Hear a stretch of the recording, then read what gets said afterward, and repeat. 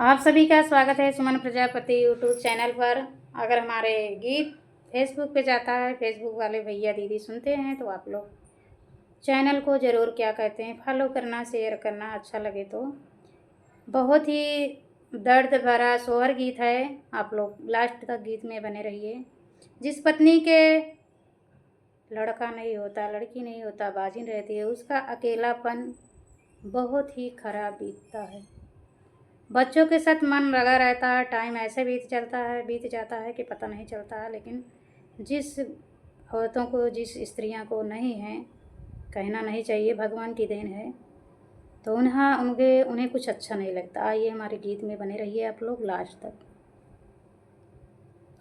घोड़व चढ़ल आवई राजाई दशरथ रानी, अरज करई रानी, अरज करई हो राजा।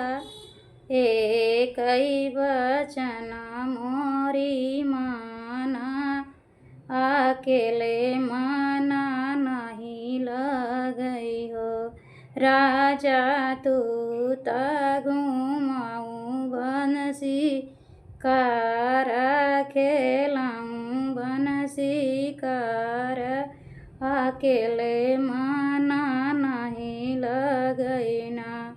तू ही मोरे पियावा से पियावा ता, अरज हमर सुना हो पिया बनावा से लाई देत्या, पाछी उहई संगे खेलऊँ, उहई संगे रहूँ ना। एतनी बचन सुनई राजा ता, घाऊ की बोलाई, तड़की चटकी बोलाई हो रानी। भूली जा तू बचपन की बतिया, चौथा पाना लगई, चौथा पाना लगई हो। एतनी बचन सुनई रानी ता, नवा दुखिया भाई हो रानी। सोवई झैली अपनी से जरिया, बिलख बिलख रोई, बिलख बिलख रोई हो। रोवत रानी सोई गई, दुखवा के निदियाई हो रामा। जीवती मैया सपने में आवई, सुंदर सपना दे खाई, सुंदर ललना देने हो। हरे राम सपने में देखाई ललना माता, झझकी उठिया बैठाई, झझकी उठिया बैठाई हो रानी। भोरे भोरे उठी के बिसुराई, सपना सुंदर आवल, सपना सुंदर आई हो। अपने महलिया से देखाई मालिनिया ता, घरे घरे फूल देई, घरे घरे माला देई हो रानी। रानी मालिनियों के महला बोलामई, पूछाई कुछ बतिया, कुछ पूछाई बतियाई हो। तू ही मोरी मालिनी ठाकुराइनी, हुई रोरी घेरी लाऊ हो मालिनी काऊने का फेरिया लायु फूला चितरायु फूलाई घर दिहु न।